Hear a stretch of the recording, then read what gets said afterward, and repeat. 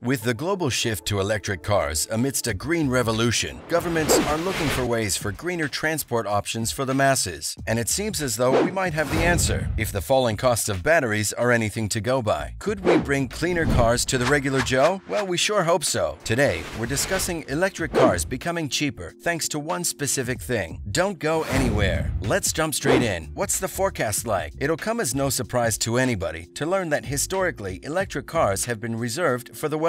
This is because they are generally more expensive to make, and companies simply pass that cost on to their customers. But it seems as though there could be light at the end of the metaphorical tunnel. One recent study has concluded that by the year 2027, just 5 years from now, electric cars and vans will actually be cheaper to produce than conventional fuel-powered drives. Add to this the fact that many countries now employ far stricter emissions controls, which means the electric vehicle or EV market could be the world's #1 in just a short period of time. The report from Bloomberg NEF also suggests that larger vehicles, such as SUVs, will be as cheap to produce as their diesel and petrol-powered counterparts a year earlier, by 2026, which shows just how far we've come. This, of course, will be a monumental moment in history of the motor vehicle and will be seen as a critical and much-needed transition from fossil fuels, which in turn will be a huge win for the environment. Engineers and scientists have long been searching for ways to bring costs of mass production down, and it seems as though now we are well on the way to achieving the dreams of environmentalists the world over. So what's behind the falling costs? Stay tuned. Well, as we know, the key component of electric vehicles are batteries, and battery costs have been steadily coming down for the past while. Batteries make up around 30% of the total cost of an EV, and the industry on the whole is aiming to hit $100 per kilowatt hour, which is a far cry from the 2010 price, which cost $1,220, and prices are set to keep dropping, in stark contrast to just about everything else in the world right now. A Brussels-based nonprofit, Transport and Environment, conducted a study recently which suggested that in the next few years, up until 2030, prices will keep decreasing by as much as 58% in some cases, which is, of course, great news for fans of EVs. The report suggests that by the turn of the next decade, battery pack prices will drop to $55 per kilowatt hour. And all of this is viewed as hugely important, especially if global governments are to encourage their citizens to go green. It's all well and good encouraging people to purchase an EV, but if they're not affordable, then it's simply not viable, as working-class people are going to choose a fossil fuel engine every time if they're cheaper. Pre-pandemic, there was even a boom in EV sales in China and the EU, but these sales soon slowed as people began working reduced-hour contracts, with others losing their jobs completely. What do you guys make of all this? What else is happening then? Many governments around the world have spoken of plans to completely cut out sales of fossil fuel-powered cars by 2030. So there's work to do in making EVs more affordable. EU countries have slightly longer, but the continent is expected to be completely green sales-wise by 2035. Julia Pascanova, who works over at the aforementioned Brussels nonprofit, said with the right policies, battery electric cars and vans can reach 100% of sales by 2035 in Western, Southern, and even Eastern Europe. The EU can set an end date in 2035 in the certainty that the market is ready. New, polluting vehicles shouldn't be sold for any longer than necessary. This seems like an extremely brave estimation, as this is only 13 years away. The idea that prices will be reduced so drastically by then, as great as it sounds, might not be entirely realistic. However, with the previous reluctance from car companies to produce more EVs, thanks to the high price of batteries in the past, if this current trend continues, there's no reason why they couldn't at least get close to their target. But reduced cost isn't the only thing for governments to consider. They'll have to think about infrastructure. EVs will require regular charging, and if poorer EU countries aren't equipped with a network of charging facilities, then they'll have zero chance of hitting their target, as they'll not be able to sell their electric vehicles. What are the costs of EVs now then? Well, as of right now, it's not particularly pretty. If you were to buy a standard medium-sized electric car, brand new, today, you could expect to pay just over £30,000. In contrast, the same car with a traditional fuel-powered engine would cost on average £16,000. It doesn't take a rocket scientist to figure out which one the vast majority of people are going to choose. It's all well and good for people like Leonardo DiCaprio to advocate for climate change, but rich people and their private jets are a big part of the problem. Of course, DiCaprio doesn't fly private any longer, but rich celebrities telling poor people to think green obviously comes across as patronizing. But if forecasts are correct and the cost of batteries continues to fall, both EVs and their traditional counterparts are expected to both cost around £17,000 on average by 2026, which would be huge for the industry and, of course, the Earth. And some predictions have gone one better and suggested we could be set to have cost parity by 2024, which would be superb if correct. Add to this the recent announcement that Tesla are planning to begin production of their new, affordable-to-the-masses road car around $25,000 at their Gigafactory in Texas, then all signs are pointing to a new, greener future. It would be hard to justify driving a fossil fuel-powered car once EVs are more readily available to the masses, right? And talking about Tesla, some news from their Shanghai plant. Stick around for this. Thanks to problems in the supply chain, Musk's EV company, Tesla, have halted most production in China as they're struggling to acquire parts for their EVs.